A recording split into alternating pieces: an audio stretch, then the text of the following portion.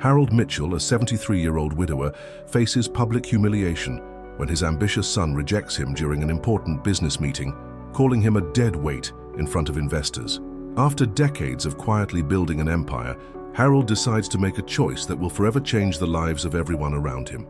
A story about dignity, legacy, and the silent strength of those who are underestimated. Harold Mitchell sat in the leather chair at the far end of the mahogany conference table, his weathered hands folded carefully in his lap. The morning sun streamed through the floor-to-ceiling windows of the downtown Chicago office, casting long shadows across the polished wood surface where his son David was presenting to 3 potential investors. At 73, Harold had seen enough business meetings to know when one was going well and this one wasn't. David's voice carried that slight tremor it always did when he was nervous, though he tried to mask it with loud confidence. The PowerPoint slides flashed by, charts, projections, market analysis, all painted in optimistic blues and greens that Harold knew were more hopeful than realistic. As you can see, gentlemen, Mitchell & Associates has tremendous growth potential in the tech consulting sector, David was saying, clicking to another slide. His expensive suit, one that Harold had paid for, though David would never acknowledge that, was perfectly pressed, his hair slicked back with enough product to survive a hurricane. Harold watched the investors' faces. Mr. Peterson from Goldman Sachs kept checking his phone. Ms. Rodriguez from Venture Capital Partners was taking notes, but Harold could tell from her body language that she was already mentally moving on to her next meeting. The third man, someone from a firm Harold didn't recognize, was openly yawning. The presentation continued for another 20 minutes. David spoke about innovation, disruption, scalability, all the buzzwords that Harold had heard 1,000 times before, but there was no substance behind the words, no real plan, no understanding of what it actually took to build something that lasted. When David finally finished, the silence in the room stretched uncomfortably long. Harold had lived through enough of these moments to know what was coming next. "Mr. Mitchell," Ms. Rodriguez said, addressing David, "your projections are certainly ambitious, but we're concerned about the leadership structure. Your company seems to be, how should I put this, heavily dependent on older management." Her eyes flickered briefly toward Harold, then back to David. The message was clear, even if it wasn't spoken directly. David's face flushed slightly. Harold had seen that look before. It was the same expression David had worn as a child when he was caught lying about his homework. But instead of owning up to his mistakes, David had always been quick to find someone else to blame. "Actually," David said, straightening his tie, "we're in the process of transitioning to younger, more dynamic leadership. My father here," he gestured dismissively toward Harold, "well, he's more of a consultant these days.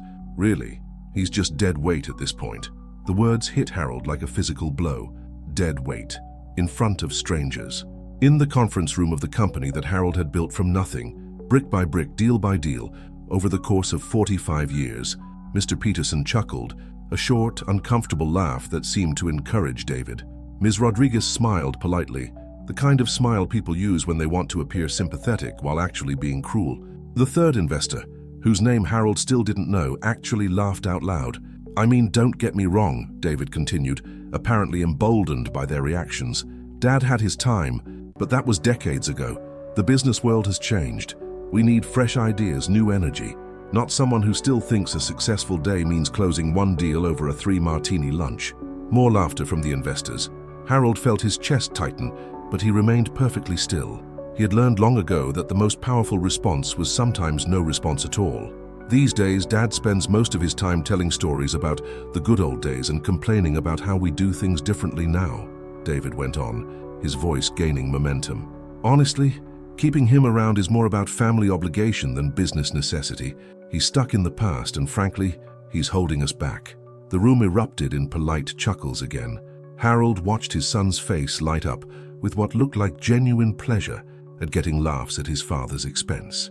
This was David's moment, or so he thought, to prove he was ready to lead, to show these investors that he understood modern business, that he wasn't weighed down by outdated thinking or sentimental attachments. Harold thought about the early years, when David was small and would sit in this very office, though it had been much smaller then, just 2 rooms above a delicatessen on State Street. David would play with toy cars on the floor while Harold worked late into the evening, building the foundation of what would eventually become a multi-million-dollar company. Even then, David had shown a preference for the flashy toys over the simple wooden blocks.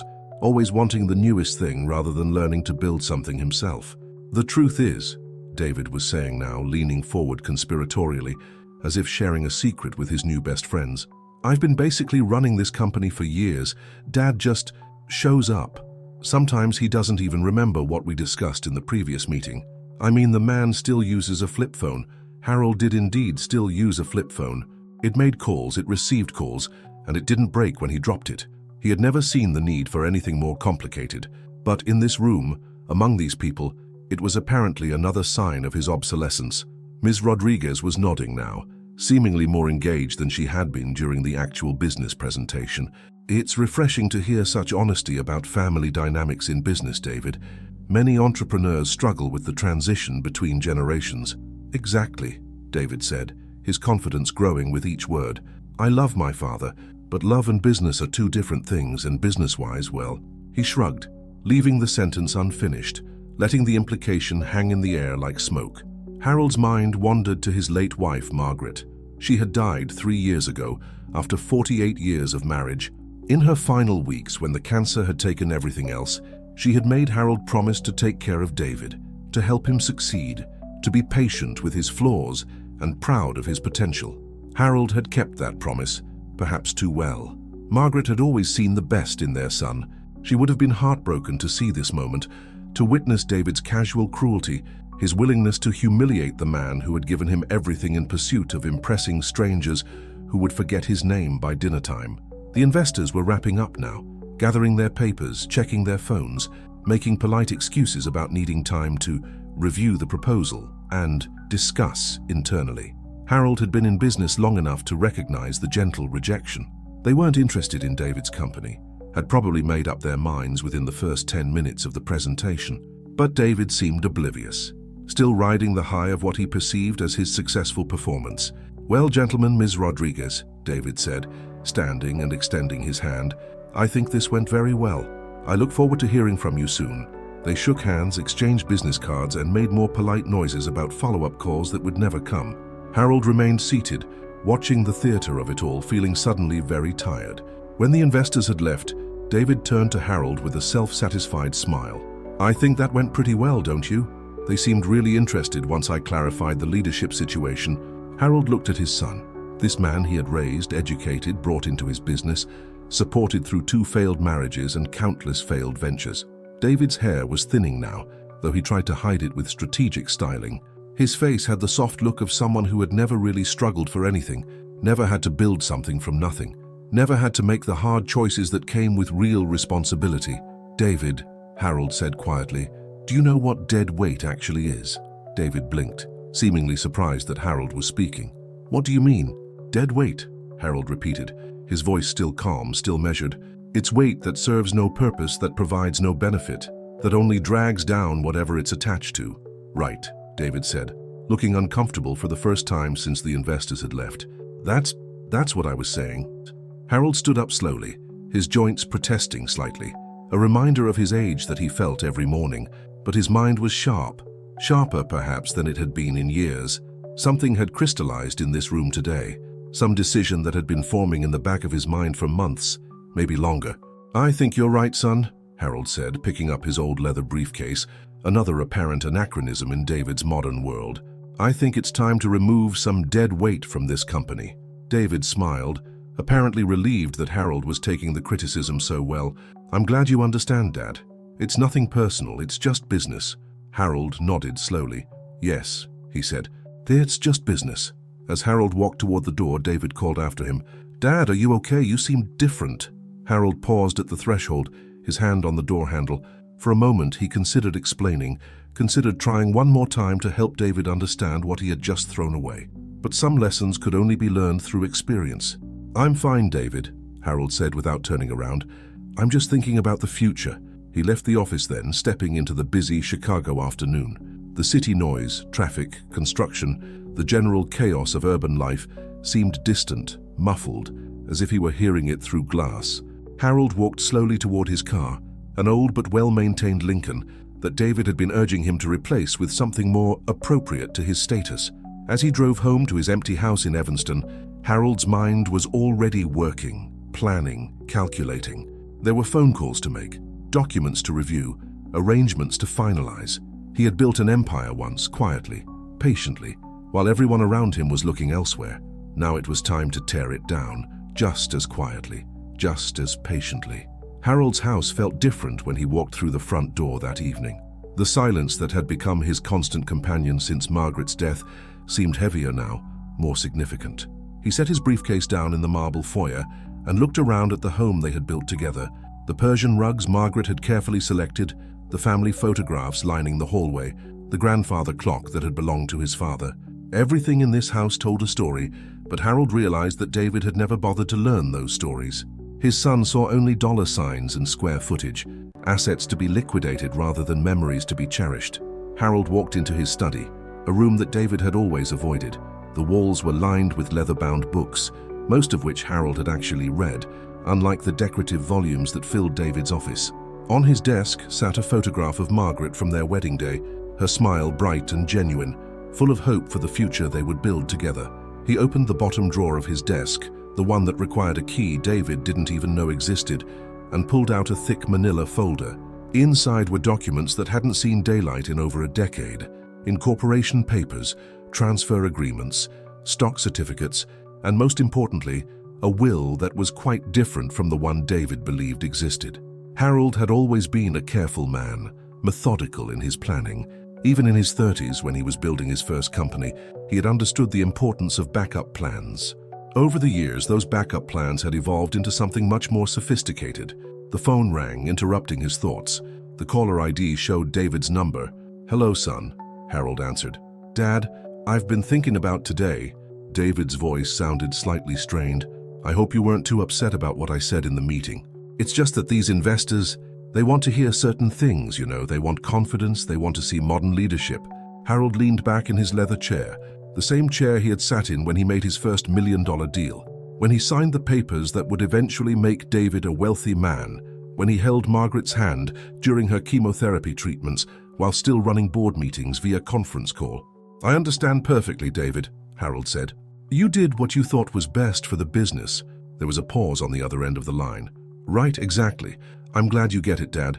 Some fathers might take that kind of thing personally, but you've always been practical about business."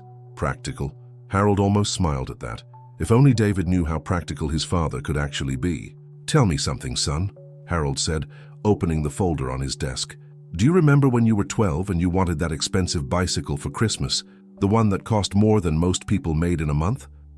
Sure, I guess. "Why? Do you remember what I told you when you asked for it?" Another pause.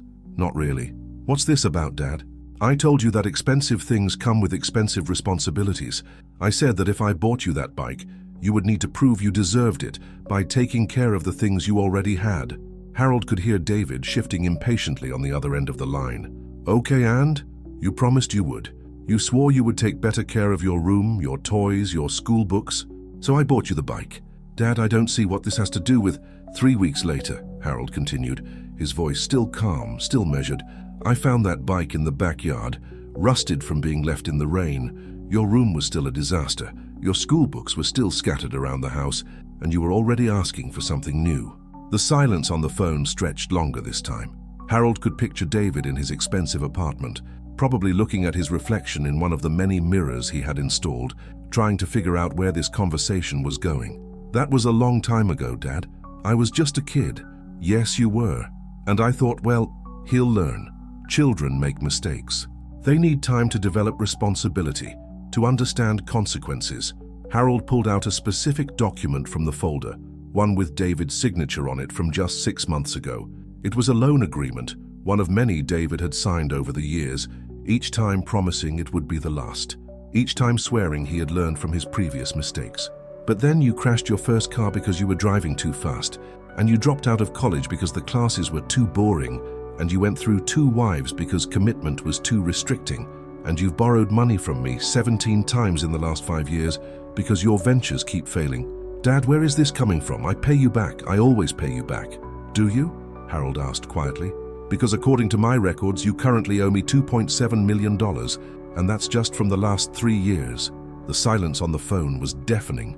Harold could almost hear David's mind racing, trying to calculate, trying to remember which loans he had actually repaid, and which he had simply ignored until Harold stopped mentioning them. "Those weren't loans, Dad. Those were investments, family investments. You said so yourself." "I said many things, David. I said them because I loved you and because I hoped that eventually you would grow into the man I knew you could become." Harold stood up and walked to the window that looked out over his backyard. Margaret's rose garden was still there, though he paid a service to maintain it now. She had planted it in their first year in this house, when David was just starting high school. She had hoped it would teach him about patience, about nurturing something beautiful through consistent care and attention. David had never shown any interest in the garden. He preferred things that were already beautiful, already complete, already successful. "Dad, you're scaring me a little. Are you feeling okay? Maybe you should see Dr. Patterson. Sometimes stress can cause—" "I'm fine, David. In fact, I'm clearer than I've been in years." Harold returned to his desk and opened another folder, this one containing financial statements that would probably shock his son. David had always assumed he understood his father's wealth, had always believed that the family company represented the bulk of Harold's assets. He had no idea about the other investments, the other companies, the other properties that Harold had acquired quietly over the decades.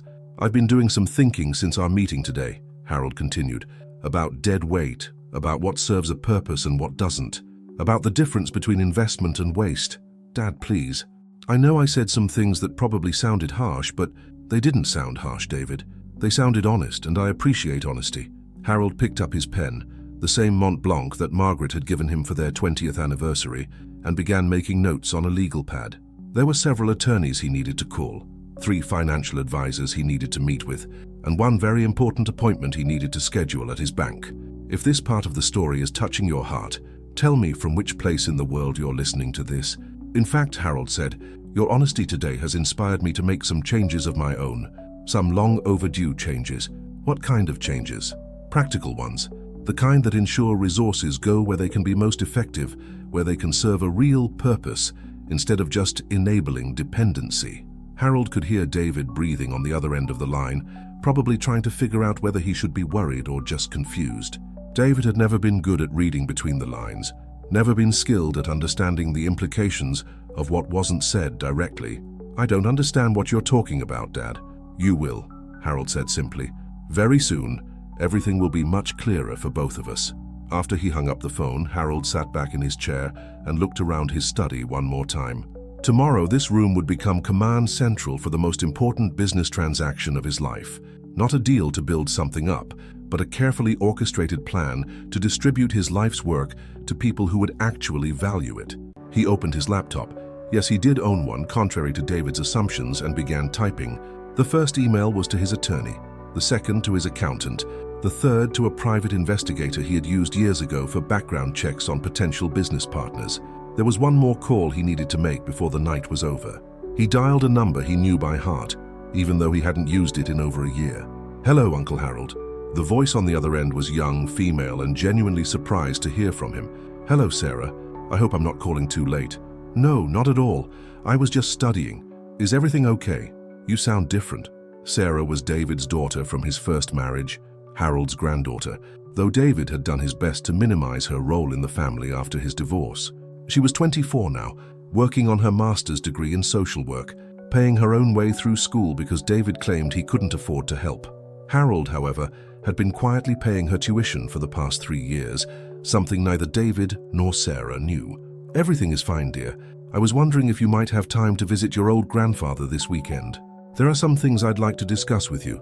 Of course, I'd love to see you. Should I bring anything?" Harold smiled for the first time all day. "Just yourself, Sarah. Just yourself." After he hung up the phone, Harold opened his wall safe and pulled out several more documents. His real will, the one his lawyer had carefully crafted, according to his very specific instructions. Stock certificates for companies David didn't even know Harold owned, property deeds for buildings David had never seen, bank statements that showed accounts David had never heard of. Harold had spent 45 years building an empire. Now it was time to decide who deserved to inherit it. And after today's performance, that decision had become remarkably easy. The next morning, Harold woke up before dawn, something he had done every day for 50 years. Margaret used to tease him about his internal clock, saying he was more reliable than the sunrise. She would have been proud of him this morning, not just for waking early, but for the clarity of purpose that had settled over him like a familiar coat. He made his coffee in the same kitchen where Margaret had prepared thousands of breakfasts, where David had eaten countless meals without ever once offering to help with the dishes or even saying thank you. The morning light filtered through the windows she had chosen, illuminating the herb garden she had planted, still thriving despite her absence. Harold's first appointment was at 9 o'clock with his attorney, Robert Fleming, a man who had handled the Mitchell family's legal affairs for over 20 years. Robert's office was in one of Chicago's oldest law firms, the kind of place where handshake deals still meant something and where discretion was valued above flashiness. "Harold," Robert said, standing as his old friend entered the mahogany-paneled office. "You sounded urgent on the phone. Is everything all right?" "Everything is perfect, Robert. In fact, I think I'm seeing more clearly than I have in years." Harold took a seat in the leather chair across from Robert's desk, the same chair where he had signed papers creating trust funds for David, where he had established college accounts for his grandchildren, where he had made Margaret the beneficiary of everything he owned. "I need to make some changes to my will," Harold said without preamble. "Significant changes." Robert reached for a legal pad, his expression serious. After 2 decades of working with Harold, he knew the old man didn't make impulsive decisions. "What kind of changes are we talking about?" "I want to remove David as the primary beneficiary." The pen stopped moving across Robert's pad. He looked up at Harold with concern. "Harold, that's a major decision. Has something happened?" Harold spent the next 20 minutes recounting yesterday's meeting. David's words, the laughter of the investors, the casual cruelty of being dismissed as dead weight in front of strangers. But as he spoke, Harold realized it wasn't just about one meeting. It was about a lifetime of David taking without giving, expecting without earning, demanding without appreciating. "I see," Robert said quietly when Harold finished. "And you're certain this isn't just anger talking? Sometimes when we're hurt, we make decisions we later regret." Harold shook his head. "This isn't about anger, Robert. This is about accountability. David has never learned the value of what he's been given because he's never had to earn it. Maybe it's time he did." They spent the next 2 hours going through Harold's assets. Robert's eyes widened as they reviewed the full scope of Harold's wealth. Like David, he had underestimated the quiet man's financial empire. There were the obvious holdings, the family company, the house, the traditional investments. But there were also the properties Harold had purchased under various corporate names, the technology startups he had funded anonymously, the charitable foundations he had established without fanfare. Harold's net worth was nearly 10 times what anyone, including David, had imagined. "So where do you want all of this to go?" Robert asked, clearly overwhelmed by the scope of the redistribution. "Sarah gets 50%, Harold said immediately. "David's daughter. She's earned it through her character, her work ethic, her genuine concern for others." Robert made notes. "And the remaining 50%? "Various charities. I have a list." Harold pulled out a sheet of paper with 23 organizations listed. Each one Margaret had supported during her lifetime. Each one focused on helping people who actually needed help, rather than enabling people who had already been given everything. "Harold," Robert said carefully, "this will essentially disinherit David completely." "No," Harold corrected. "David has been living off my money for 45 years. He has a business, he has skills, he has connections. What he doesn't have is the automatic inheritance he's been counting on. There's a difference." Robert was quiet for a long moment, tapping his pen against the legal pad. "And you want this to take effect immediately?" "I want it to take effect now, but I don't want David to know about it until after I'm gone. Can you arrange that?" "Of course. But Harold, are you ill? Is there something you're not telling me?" Harold smiled. "I'm 73 years old, Robert. I could die tomorrow or I could live another 20 years. But I want to spend whatever time I have left watching how people behave when they think they're inheriting versus when they know they're not." After leaving Robert's office, Harold drove to his bank, a small private institution where he had been a client for over 30 years. The manager, Patricia Chen, greeted him personally, as she always did. "Mr. Mitchell, how can we help you today?" "I need to establish some new accounts, Patricia, and I need them to be completely confidential." They sat in her office for an hour, setting up accounts that would allow Harold to begin transferring assets immediately. He wanted to ensure that when the time came, his new will could be executed quickly and efficiently, without giving David time to mount legal challenges or create complications. Harold's next stop was more difficult. He drove to Oak Lawn Cemetery, where Margaret was buried under a simple granite headstone that bore her name, dates, and the inscription, "Beloved Wife and Mother." Harold had chosen the words himself, though now he wondered if they should have read beloved wife and grandmother. Margaret's relationship with David had always been complicated by her unconditional love and his conditional affection. He sat on the small bench he had installed next to her grave and told her about his decision. He explained about David's words, about the laughter, about the years of taking without giving. He talked about Sarah, about her kindness and determination, about how she reminded him of Margaret when they were young. "I know you always believed he would change," Harold said quietly to the headstone. "I know you thought love would eventually teach him what consequences couldn't. But love without boundaries isn't love, Maggie. It's enabling." The wind rustled through the oak trees that surrounded the cemetery, and for a moment, Harold could almost hear Margaret's voice. She had always been practical beneath her sentimentality, always understood that true love sometimes required difficult choices. When Harold returned home that evening, there were 3 messages on his answering machine. The first was from David, sounding anxious, asking if Harold was feeling well and suggesting they have dinner to talk things through. The second was from Sarah, confirming their Saturday visit and mentioning how excited she was to spend time with him. The third was from David again, this time sounding more demanding, insisting that Harold call him back immediately. Harold deleted all 3 messages without returning the calls. Instead, he opened his laptop and began researching something he had been curious about for months: David's actual business performance. It didn't take long to discover what Harold had suspected. Mitchell and Associates was hemorrhaging money. The contracts David claimed were in negotiation were actually cancelled deals.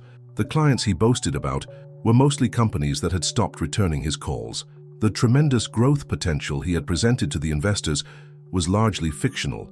Harold had always wondered why David kept asking for loans, despite supposedly running a successful company. Now he understood. David wasn't running a company at all. He was running an expensive facade, funded entirely by his father's money. Harold picked up his phone and called Patricia at the bank. "Patricia, it's Harold Mitchell. I need you to pull records on all the business accounts for Mitchell and Associates. I want to see every deposit, every withdrawal, every transfer for the past 2 years." "Certainly, Mr. Mitchell. Should I have them ready for you in the morning?" "Yes, and Patricia, I also want you to prepare paperwork to close all accounts that I've been funding. As of Monday, Mitchell and Associates will need to operate on its own actual revenue." There was a pause on the other end of the line. "Sir, are you certain? That's a significant change in financial support. If you're enjoying this story and want to see how it unfolds, don't forget to hit that subscribe button. It's free and helps me share more stories like this one." "I'm very certain, Patricia. It's time for some people to learn the difference between earned success and inherited privilege." After hanging up the phone, Harold walked through his house one more time, looking at everything with fresh eyes. The paintings Margaret had chosen, the furniture they had selected together, the photographs that chronicled their life together, and David's life within it. Every room told the story of a family, but Harold realized it was a story with an unreliable narrator. David appeared in almost every family photograph, but always positioned in the center, always demanding attention, always taking up more space than anyone else. Even as a child, he had somehow managed to make every family moment about himself. But in the margins of those photographs, Harold noticed something he had missed before. Sarah was there too, often pushed to the edges, often partially hidden behind David or his wives, but always there, always smiling, always trying to be part of a family that had never really made room for her. Harold made a decision. Tomorrow, he would start the process of making room for Sarah in ways that David had never allowed. And David would learn, finally and completely, what dead weight actually meant, and what happened when that weight was finally, permanently removed. But first, Harold had one more phone call to make. He dialed a number he had memorized decades ago, but rarely used. Chicago Tribune Obituary Department. "Yes," Harold said, surprising himself with how calm he sounded. "I'd like to place an obituary. Not for publication yet, just to have it ready when the time comes." "Certainly, sir. Is this for a family member?" Harold looked around his study, at the photographs of his life, at the legacy he had built and was now reshaping. "Yes," he said. "It's for my son." Saturday morning arrived with the kind of crisp autumn air that made Chicago beautiful, despite its reputation for harsh weather. Harold had been awake since 5, not from restlessness, but from anticipation. For the first time in months, he was genuinely excited about something. Sarah would be arriving at 10, and Harold had spent the early morning hours preparing for a conversation that would change both of their lives. He had made her favorite breakfast, blueberry pancakes with real maple syrup, the kind Margaret used to make when Sarah was little and would visit on weekends before David's first divorce complicated everything. The kitchen smelled like home in a way it hadn't since Margaret's death, filled with purpose and the promise of shared meals rather than the hollow echoes of solitary dining. When the doorbell rang at exactly 10 o'clock, Harold felt something in his chest that he hadn't experienced in years, pure, uncomplicated joy. Sarah had always been punctual, always been considerate, always been the kind of person who kept her word. "Grandpa!" Sarah's voice was warm as she hugged him, and Harold realized how much he had missed physical affection, the simple human connection of being embraced by someone who genuinely cared about his well-being rather than his bank account. Sarah looked more like Margaret than Harold had ever noticed before. She had the same intelligent eyes, the same gentle smile that somehow managed to be both kind and strong. At 24, she carried herself with a confidence that David had never possessed, the quiet assurance that came from earning respect rather than demanding it. "You look wonderful, dear," Harold said, and meant it. Sarah was dressed simply, jeans, a wool sweater, comfortable shoes, but she looked more put together than David ever did in his expensive suits. "So do you, Grandpa. I was worried after your call. You sounded different." Harold led her into the kitchen, where the pancakes were staying warm in the oven, and fresh coffee was brewing in the pot Margaret had used every morning for 20 years. "I am different," Harold said, pulling out her chair, the same chair she had sat in as a child, though she fit it better now. "I'm clearer about things, clearer about what matters and what doesn't." They ate breakfast in comfortable conversation. Sarah talked about her graduate program, her thesis on family dynamics in multi-generational poverty, her work at a local community center where she helped elderly residents navigate social services. Every story she told reinforced Harold's growing conviction that he was making the right choice. "Sarah," Harold said as they finished eating, "I want to ask you something and I need you to be completely honest with me." "Of course, Grandpa. What is it? What do you know about your father's business?" Sarah's expression shifted slightly, becoming more guarded. Harold recognized the look. It was the same careful neutrality Margaret had worn whenever Harold's relationship with David became strained. "I don't know very much," she said carefully. "We don't talk about business when we see each other." "When do you see each other?" Sarah was quiet for a moment, stirring her coffee even though she hadn't added anything to it. "Christmas usually. Sometimes my birthday if he remembers." "Why?" Harold felt something cold settle in his stomach. "He doesn't help you with school?" "Grandpa, I'm fine. I have scholarships, and I work part-time at the community center. I don't need help." But Harold could see the exhaustion around her eyes, the way her clothes, while neat, were clearly old and carefully maintained. He thought about David's expensive apartment, his luxury car, his designer suits, all funded by Harold's money, while David's own daughter worked multiple jobs to pay for an education that would help her serve others. "Sarah, I want to tell you something about your father's business, but first, I need you to promise me something." "What?" "Promise me you won't confront him about what I'm going to tell you.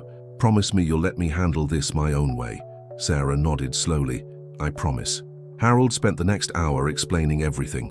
David's mounting debts, his failed ventures, the loans that had become gifts, the meeting where he had called Harold deadweight.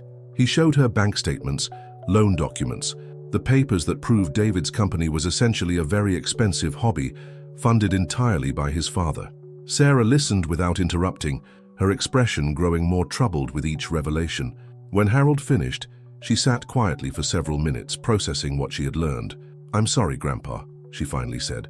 "I'm sorry he said those things to you. I'm not telling you this to make you feel sorry for me, Sarah. I'm telling you because I want you to understand what's going to happen next." Harold pulled out the folder he had prepared, the one containing copies of his new will, the financial documents Robert had helped him prepare, the trust fund papers that would make Sarah one of the wealthiest young women in Illinois. "I'm changing my will," Harold said simply. "Everything I own, everything I've built over the past 45 years is going to you and to charity." "David gets nothing." Sarah's face went pale. "Grandpa, you can't do that. He's your son, and you're my granddaughter. The difference is that you've earned what I'm giving you through your character, your values, your treatment of other people. David has spent his entire life proving that he values money more than family, success more than integrity, image more than substance." Harold opened the folder and showed Sarah the documents. Her inheritance wasn't just money, it was property, investments, business holdings, and most importantly, the responsibility that came with genuine wealth. "I don't want his money," Sarah said, pushing the papers away. "I can't take his inheritance." "It's not his inheritance," Harold said gently. "It's mine to give, and I'm giving it to someone who will use it to help others, rather than just help herself." Harold explained his conditions. Sarah could use the money for her education, for her work in social services, for starting programs that helped people in genuine need. She could live comfortably, but she couldn't live extravagantly. She would have wealth, but she would also have the responsibility to use that wealth meaningfully. "I've watched you for 24 years, Harold continued. "I've seen how you treat service workers, how you spend your free time, how you handle problems and disappointments. You're the person Margaret and I hope to raise, even if we failed with your father." Sarah was crying now, tears that seemed to come from a mixture of gratitude and grief. Harold understood. She was mourning the father she had always hoped to have, the relationship that had never materialized, the family connection that had existed more in her imagination than in reality. What comes next is even stronger, and to not miss how this story ends, tap the subscribe button now. It's free and you'll be with me in every new chapter of this journey. "There's one more thing," Harold said, pulling out a final document. "I want you to help me with something before I die." "Grandpa, don't talk like that." "I'm 73, Sarah. I'm not planning to die anytime soon, but I'm also not planning to live forever. Before I go, I want to do something that matters, something that would make Margaret proud." Harold explained his idea. With Sarah's help, he wanted to establish a foundation that provided genuine support for single parents trying to get education and job training, not handouts, but hand-ups. Programs that required commitment and effort, but provided real opportunities for people willing to work for them. "I want you to run it," Harold said. "I want you to use your education, your experience, your understanding of what people actually need versus what they think they want." Sarah was quiet for a long time, looking through the papers, processing the magnitude of what Harold was offering and what he was asking in return. "What about Dad?" she finally asked. "What happens when he finds out?" "That depends on your father," Harold said. "He can learn to build something himself, or he can spend the rest of his life angry about what he lost. Either way, it will be his choice." Harold stood up and walked to the window that looked out over Margaret's rose garden. The flowers were gone now, dormant for winter, but the carefully tended structure remained, ready to bloom again when the conditions were right. "Your grandmother used to say that the hardest part of loving someone is knowing when to let them fail," Harold said. "She was talking about your father, about how our protection had become his prison.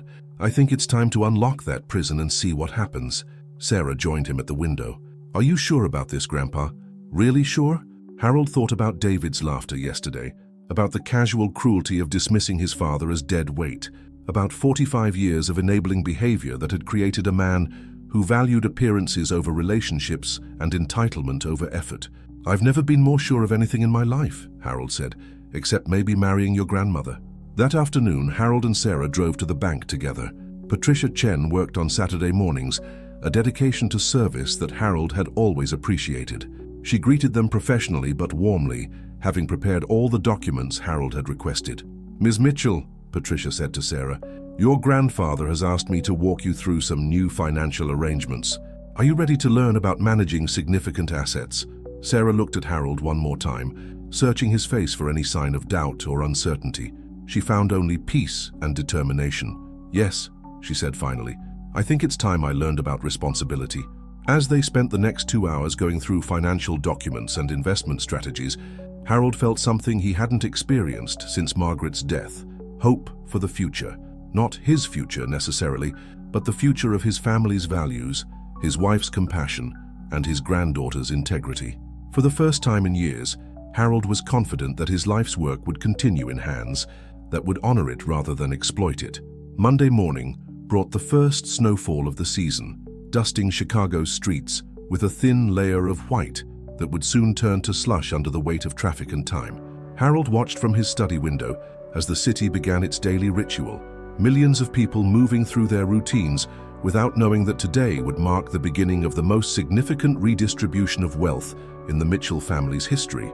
Harold had spent Sunday in peaceful solitude, reading in his study, walking through Margaret's garden, and making final preparations for what he privately called Independence Day, the day David would learn to stand on his own feet or fall on his face, entirely through his own choices. At exactly 9 o'clock, Harold's phone rang. David's name appeared on the caller ID, as Harold had expected it would. "Dad, we need to talk." David's voice carried a tension Harold hadn't heard in years. "Something's wrong with the business accounts. The bank is saying there's been some kind of freeze or hold, and I can't access the operating funds." Harold settled back in his chair, the same chair where he had made $1,000 decisions and million-dollar deals, where he had built an empire one careful choice at a time. "I wouldn't know anything about that, son. Perhaps you should speak with your banker." "I did speak with my banker. They said the accounts that were being funded by external sources have been closed." "Dad, what external sources? What are they talking about?" Harold had been waiting for this conversation for 3 days, but now that it was happening, he felt surprisingly calm. There was no anger, no vindictiveness, just the quiet satisfaction of watching a plan unfold exactly as intended. "David, let me ask you something. In all your presentations to investors, in all your business plans and financial projections, did you ever mention that your company was entirely funded by loans from me?" There was silence on the other end of the line. Harold could picture David in his expensive office, surrounded by the furniture and equipment that Harold's money had purchased, trying to figure out how to navigate this conversation without admitting what they both knew to be true. "Those weren't loans, Dad. Those were family investments. You said yourself that—" "I said many things over the years, David. Most of them were attempts to help you learn responsibility without crushing your confidence. But apparently, confidence without competence is just arrogance." Harold opened his desk drawer and pulled out a thick folder. Copies of every loan agreement David had signed, every promissory note, every document that proved the family company was actually Harold's company, being operated by David with Harold's money. "The truth is, son, Mitchell and Associates has never made a profit, not once in its entire existence. Every dollar you've spent, every salary you've paid, every lease you've signed has been funded by money from me." "That's not true. We have clients, we have contracts. You have clients who haven't paid you in months, and contracts that exist more on paper than in reality. I know this because I've had your books audited." The silence stretched longer this time. Harold could hear David breathing, could almost hear his mind racing through the implications of what his father was saying. "You had my books audited? Dad, that's a violation of privacy. You can't just—" "I can, when I'm the one funding the operation," Harold said quietly. "And what the audit revealed is that you've been running a very expensive hobby, not a business. A hobby that has cost me nearly $3 million over the past 5 years. Harold stood up and walked to his window, looking out at the snow that was already beginning to melt. Soon, it would be gone completely, leaving behind only the memory of something that had briefly made everything look clean and new. "So I've made a decision," Harold continued. "As of today, Mitchell and Associates will operate on its own revenue. No more loans, no more family investments, no more external funding. You wanted to prove you could run a modern business without dead weight holding you back. Today, you get that chance." "Dad, you can't do this. I have employees, I have obligations, You have the same thing every other business owner has. The need to generate enough revenue to cover your expenses. It's called capitalism, David. I thought you were familiar with the concept." Harold could hear David's breathing becoming more rapid, more shallow. He recognized the sound. It was the same panicked breathing David had exhibited as a child, whenever he was caught in a lie or faced with consequences he couldn't talk his way out of. "This is about the meeting, isn't it? This is about what I said to those investors. Dad, I was just trying to show them that I could lead, that I wasn't dependent on—" "You were showing them exactly who you are," Harold interrupted, "and you were showing me exactly who you've become. The question now is whether that's who you want to remain." Harold returned to his desk and opened his calendar. He had appointments scheduled with 3 different attorneys today, meetings with financial advisors, and a conference call with the board of directors of the Mitchell Foundation, an organization David didn't even know existed. "I don't understand," David said, and for the first time in the conversation, he sounded genuinely confused rather than just defensive. "Are you cutting me off completely? Are you disowning me?" "I'm not disowning you, David. I'm giving you what you've always said you wanted, the chance to succeed or fail based on your own abilities, without interference from someone you consider dead weight." Harold paused, allowing the words to settle. He could hear David moving around, probably pacing his office, probably looking out at the Chicago skyline and realizing for the first time that his place in it wasn't guaranteed. "You have a business, you have clients, you have skills and connections and experience. You have everything you need to succeed, if success is actually what you want, rather than just the appearance of success." But Dad, the overhead alone, the office lease, the employee salaries, the equipment costs, I can't cover all of that with current revenue. You know that. Then perhaps you need to reconsider your overhead, Harold said. Perhaps you need to operate a business that matches your actual income rather than your desired lifestyle. Harold opened another folder, this one containing information about David's personal expenses. The investigation he had commissioned had been thorough and depressing. David was spending money he didn't have on things he didn't need to impress people who didn't care, all while his own daughter worked multiple jobs to pay for graduate school. I've also had a look at your personal finances, David. Did you know that you're spending more on restaurant meals each month than most families spend on groceries? Did you know that your car payment is higher than the median rent in most American cities? What does that have to do with the business? It has to do with priorities, Harold said. It has to do with understanding the difference between wants and needs, between earning and deserving, between building something that lasts and just maintaining something that looks impressive. Harold could hear typing on David's end of the line, probably David pulling up his financial software, probably seeing his numbers clearly for the first time in years. How long? David asked finally, his voice quieter now, more subdued. How long do I have before the money runs out completely? That depends on how quickly you adapt, Harold said. If you maintain your current spending, you have about 6 weeks. If you make intelligent cuts and focus on actual revenue generation, you might have enough runway to build something sustainable. Harold pulled out one more document, this one even more important than the others. It was a job offer, legitimate and detailed, for a position with a Chicago consulting firm that specialized in helping struggling businesses restructure and recover. If you've been following this journey with me so far, I'd love to know where in the world you're listening from. Drop a comment and tell me your city or country. I want you to know, David, that this isn't punishment, this is opportunity. For the first time in your adult life, you'll have the chance to discover what you're actually capable of when you can't rely on my money to solve your problems.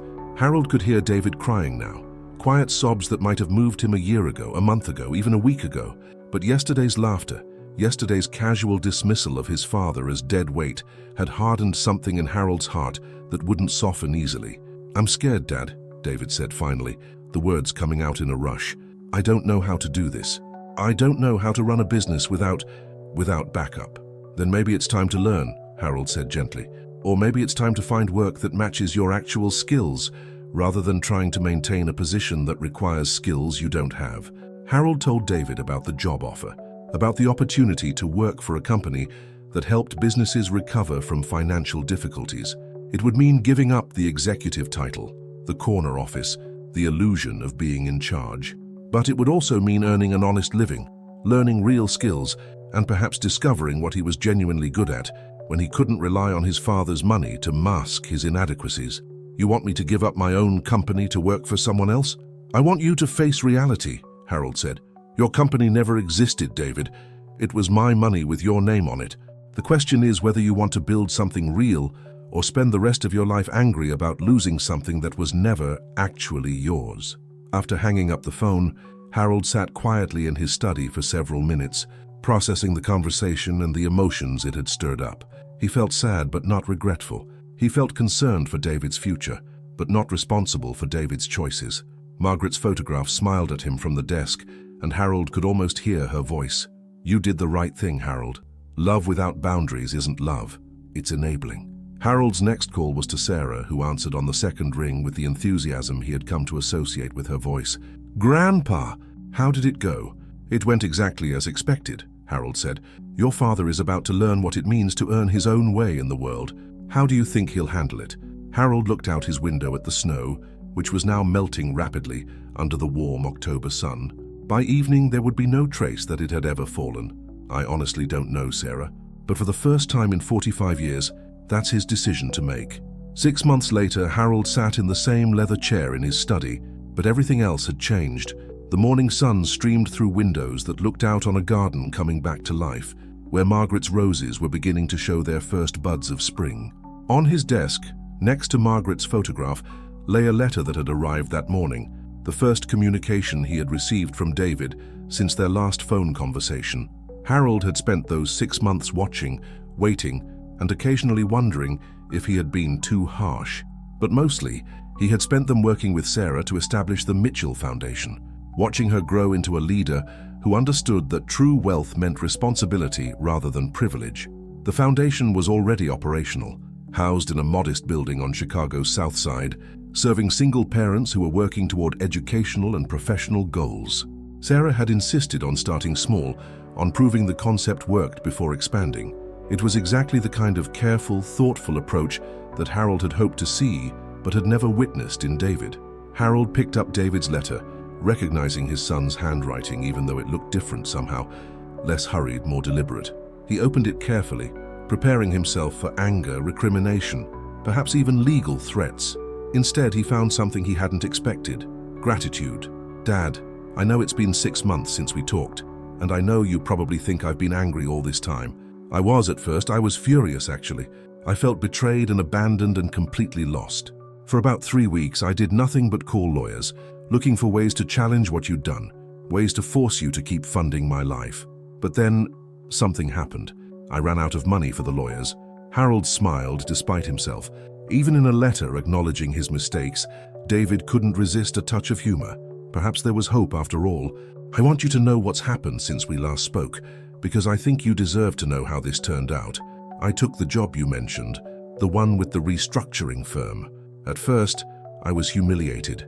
Here I was, David Mitchell, who had been running his own company, taking orders from people I considered beneath me. But after a few weeks, something strange happened. I started to actually learn things, real things about business, about cash flow, about the difference between revenue and profit, about what it actually takes to keep a company running. I realized I had never known any of this stuff, not really. I had been playing dress-up in a business suit while you did all the actual work behind the scenes." Harold felt something loosen in his chest, a tension he hadn't realized he'd been carrying. This was not the letter he had expected from David, not the voice he had heard for most of his son's adult life. "The company I work for specializes in helping businesses that are failing, and Dad, I have to tell you, most of them are failing for the same reasons my company failed. The owners don't understand their own numbers. They're spending money they don't have, and they're more concerned with looking successful than actually being successful. I've become good at this work, better than I ever was at pretending to run my own company. I can spot the problems because I've made every single one of them myself. I can help these business owners face reality because I've finally faced it myself." Harold set the letter down for a moment and walked to his window. The garden was more beautiful this spring than it had been in years. Sarah had been coming by every weekend, helping him tend to Margaret's roses, learning the patience and consistency that gardening required. She approached the garden the way she approached everything else, with careful attention, genuine care, and the understanding that good things took time to grow. "6 months ago, when you cut off the money, I thought you were destroying my life. Now I realize you were giving me my life back. For the first time since college, I'm earning my own money, paying my own bills, making my own decisions based on what I can actually afford rather than what I want to have. I moved out of that expensive apartment and into a place I can actually afford. I sold the BMW and bought a used Honda. I stopped eating at restaurants where the wine costs more than most people's grocery budget. And you know what, Dad? I'm happier than I've been in years." Harold returned to his chair and continued reading, feeling something he hadn't felt about David in decades: pride. "But the biggest change isn't financial, it's with Sarah. I called her about a month after you cut me off, planning to complain about what you'd done, expecting her to be as angry as I was.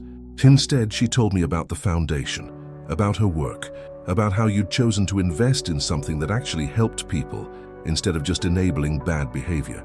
We've been having dinner once a week since then, real dinners, where we actually talk, instead of me just lecturing her about things I didn't really understand. She's remarkable, Dad. She's the person I should have been, but was too selfish and lazy to become. She's everything Mom hoped I would be." Harold felt tears starting in his eyes. Margaret would have been so proud to read these words, to know that David had finally begun to see Sarah for who she really was. "I know about the will, Dad," Sarah told me, "and I want you to know that I agree with your decision. More than that, I'm grateful for it. Sarah has earned what you're giving her through her character, her work, her genuine concern for other people. I spent 45 years proving that I valued your money more than your respect. She spent 24 years proving the opposite. I'm not writing this letter to ask for anything, because for the first time in my adult life, I don't need anything from you. I have a job I'm good at, expenses I can cover, and self-respect I've actually earned. But I am writing to ask for something that money can't buy: forgiveness." Harold had to stop reading for a moment. The emotion in David's words was unmistakable, and it was the kind of emotion that came from genuine change rather than manipulative performance. I know I hurt you, Dad. I know that calling you dead weight in front of strangers was cruel and inexcusable. I know that taking your money for years while treating you with disrespect was ungrateful and wrong. I know that prioritizing my image over our relationship was selfish and stupid. I can't undo any of that, but I can promise you that the man who wrote those words is not the man I am now. The man I am now understands that being your son was the greatest privilege of my life, and I wasted decades of it trying to prove I didn't need you instead of trying to prove I was worthy of you. Harold wiped his eyes and looked at Margaret's photograph. She was smiling, that smile he remembered from their wedding day, full of hope and faith in the future. He could almost hear her voice. I told you he would find his way eventually. Love with boundaries, Harold. That's what finally reached him. There's one more thing I want you to know. Next month, I'm starting a program at the restructuring firm where I'll be working specifically with family businesses that are struggling with generational transitions. I want to help other families avoid the mistakes we made, help other children learn to earn their inheritance instead of just expecting it. Sarah suggested I call it the Mitchell program, after you and the example you finally forced me to follow. She said it would be a way to honor what you taught me, even though it took me 45 years to learn it. I hope you'll consider having dinner with us sometime soon. Not because I need anything from you, but because I'd like the chance to show you who I've become. And because I'd like to tell you in person something I should have said decades ago. Thank you for being my father, even when I made it so difficult to be proud of being my son. I love you, Dad. I finally understand what that's supposed to mean. Your son, David Harold, set the letter down and sat quietly for several minutes, processing everything David had written. Outside his window, the spring morning was warming up, and he could see neighbors beginning their daily routines, walking dogs, checking mail, starting cars. Life moving forward, as it always did, carrying with it the possibility of change and growth and second chances. Harold picked up his phone and dialed David's number. It rang twice before David answered. Dad? David's voice carried surprise and something else. Hope, maybe, or nervousness. Hello, son, I got your letter. And? Harold looked around his study, at the photographs and documents and memories that filled every corner. Then he looked at Margaret's picture, at her smile that had always believed in second chances and the power of love to transform even the most stubborn hearts. And I think it's time for dinner, Harold said. Why don't you and Sarah come over this Saturday? I'll make your mother's pot roast. The silence on the other end of the line lasted just long enough for Harold to worry that he had misread the letter, that David's change wasn't as genuine as it appeared. Then he heard something he hadn't heard from David in years, laughter that was pure joy instead of performance. I'd love that, Dad, we both would. Good, Harold said. And David, bring your appetite. Your mother always said the best conversations happen over good food. After hanging up the phone, Harold walked to his garden and stood among Margaret's roses, now showing the first hints of the blooms that would make summer beautiful.